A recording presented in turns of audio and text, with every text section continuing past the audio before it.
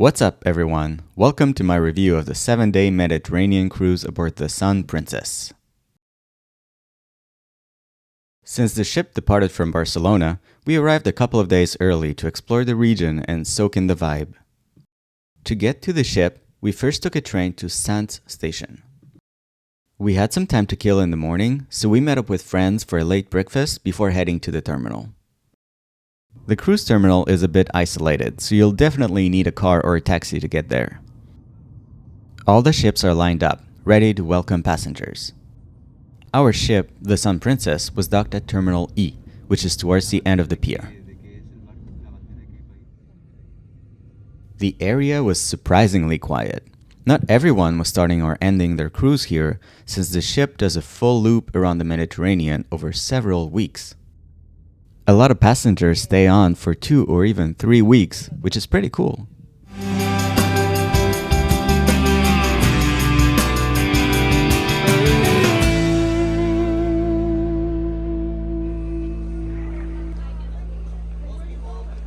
We'd already checked in online and received our medallions by mail, more on those later, so dropping off our luggage and boarding was a breeze. We had even gotten wristbands to carry our medallions. All we had to do was show our passports, and we were good to go.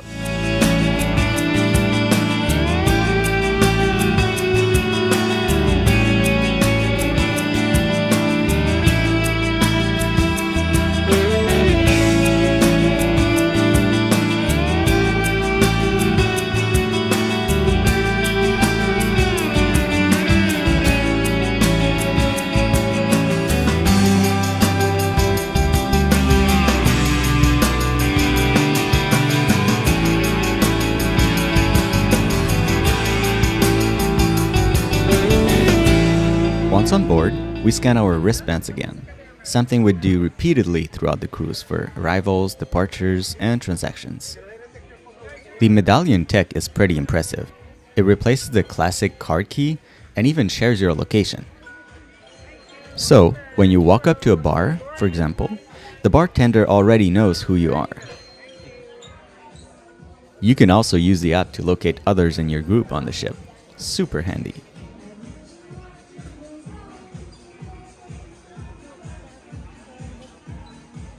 Safety instructions were minimal. After watching a video on our phones, we just had to tap our wristbands at a station to confirm it.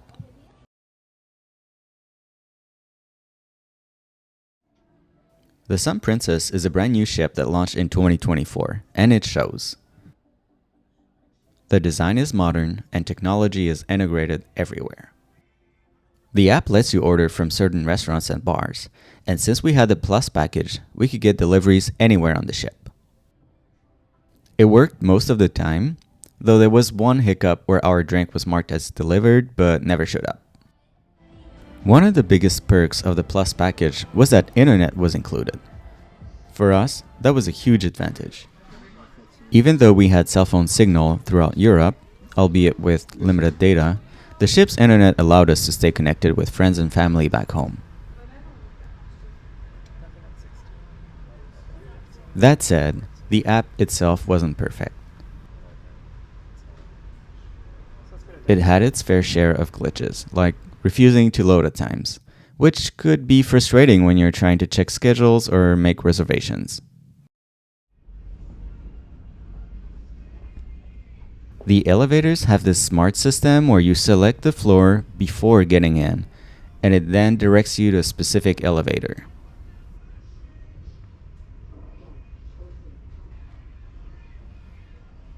I'm not sure if it sped things up during peak times. It was a bit frustrating watching other elevators stop while waiting for yours, but during quieter times, it probably saved us a few unnecessary stops.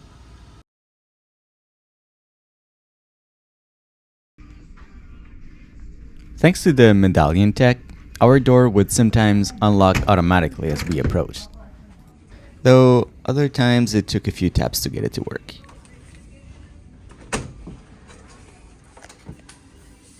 We opted for an inside cabin because we enjoyed total darkness at night. The room itself was pretty standard for a cruise ship, but I appreciated the large number of power outlets so we could charge all of our devices at night. The bed wasn't made correctly when we arrived, but the crew fixed it quickly once we flagged it. The only catch was tracking down our room attendant. They seemed to be in charge of more rooms than usual. One hiccup: the AC wasn't working when we boarded. The crew initially thought it wasn't turned on properly, but as the hours went by, it became clear something was broken. Thankfully, they sent someone to fix it, even if it was late in the evening. So, props to them for that. The bathroom felt a bit more spacious than usual, and I loved the glass door instead of the typical curtain.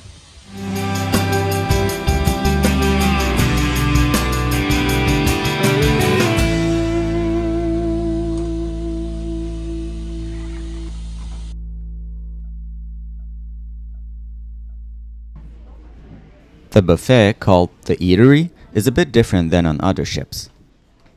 Instead of serving yourself, it's the staff who serves you.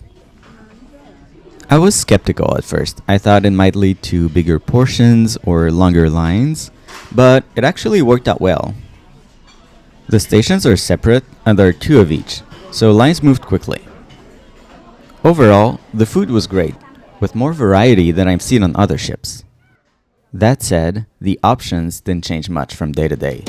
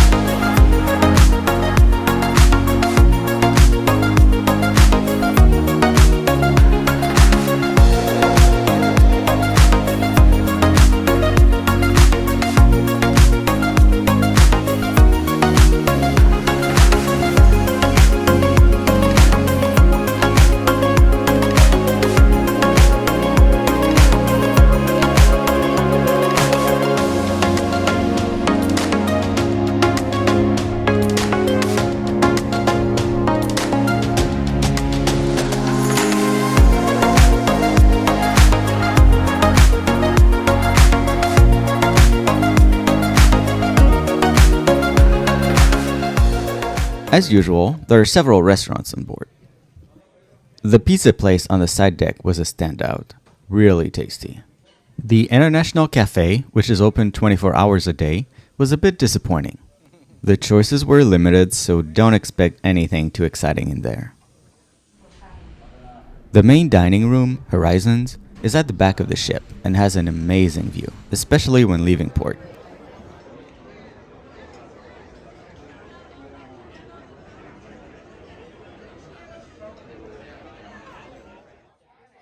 The staff was clearly stretched thin. They had so many tables to handle, but they still did an excellent job despite the rush.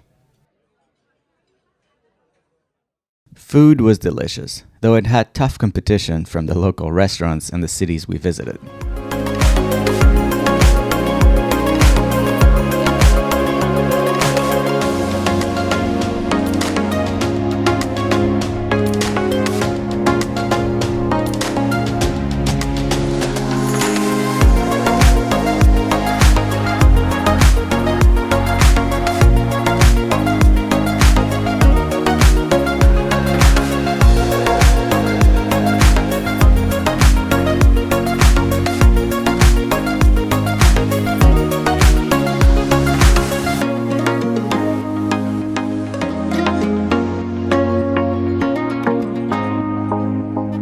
We also tried Alfredo's Pizzeria, one of the two specialty restaurants included in our Plus package. The pizza was fantastic, though it's hard to compete with the real deal in Italy when it's literally outside the door.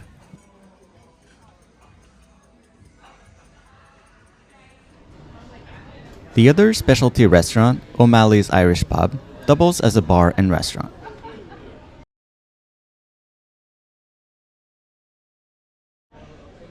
Princess Live hosted daily trivia games and comedian shows at night.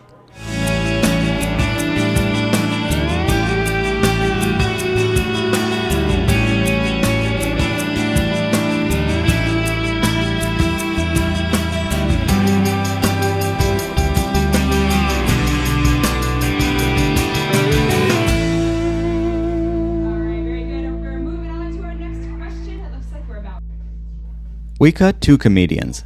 One was pretty good, but the other one, well, let's just say the audience wasn't feeling it. Princess Arena is where the bigger productions happen.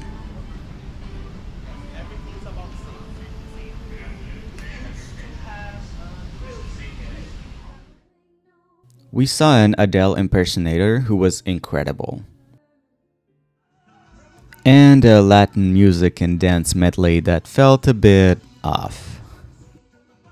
Let's just say the performers didn't exactly radiate authenticity.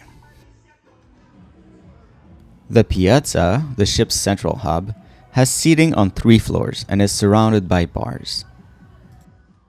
It hosts variety shows like dance performances and game shows, though the acoustics aren't the best due to all the surrounding activity.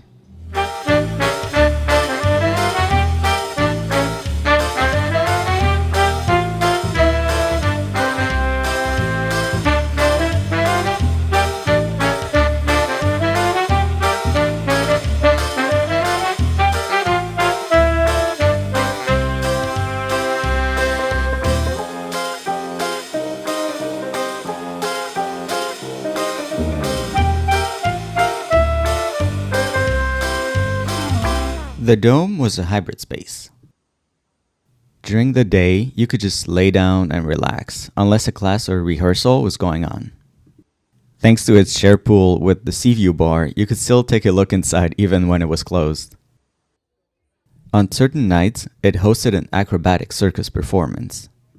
Despite the really long line, we snagged what were probably the last 2 seats. The show was impressive, especially considering we were on a ship. It had a Cirque du Soleil vibe, though on a smaller scale.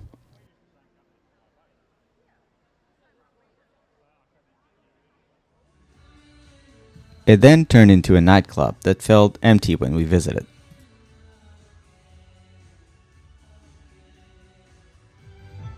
There was also live music all over the ship.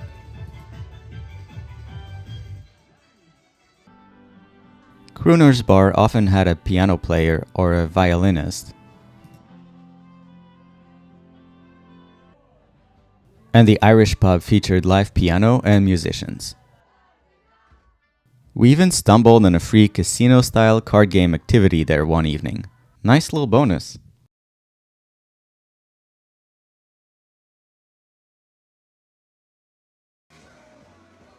So, what's the verdict on Sun Princess?